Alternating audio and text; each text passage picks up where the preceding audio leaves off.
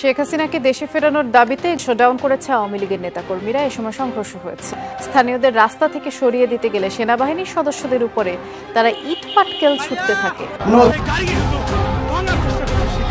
জাতীয় আমরা আগেই ভালো ছিলাম, ওই আবার শেখ হাসিনার আইন আবার বহন্য দরকার, ওনারা দিয়ে দেখান দরকার যে দেশকে আমরা চালাই। দেখো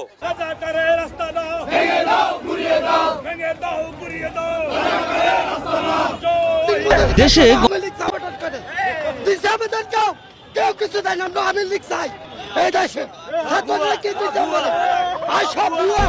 জাতীয় নাগরিক পার্টি এনসিপির কর্মসূচি চলাকালে হামলা চালায় আওয়ামী লীগ ও নিষিদ্ধ ঘোষিত ছাত্রলীগের নেতাকর্মীরা।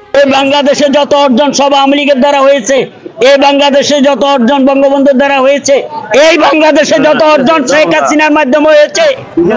সংবিধান চাই, মামার বাড়ির আবদার। ডক্টর ইউনূস সরকারের অন্তর্বর্তীকালীন সরকার তারা গণ অভ্যুত্থানের চেতনার উল্টো দিকে অর্থাৎ বিপরীত দিকে হাঁটছে।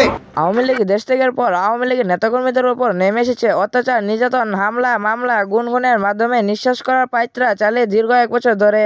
তবে এবার গর্জে উঠেছে আওয়ামী লীগ, নিজেদের অস্তিত্ব জানান দিতে ভরে হয়ে উঠেছে দলটি।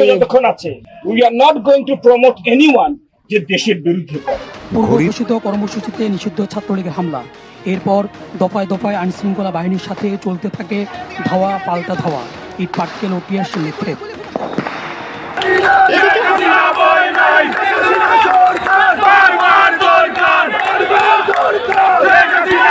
এদিকে হঠাৎ আওয়ামী লীগের পক্ষ নিচ্ছেন জামায়াতে ইসলাম। তাদের দাবি, শেখ হাসিনা যদি স্বৈরাচার হয়ে থাকেন তাহলে ডক্টর ইউনূস বড় স্বৈরাচারের রূপ নিয়েছেন।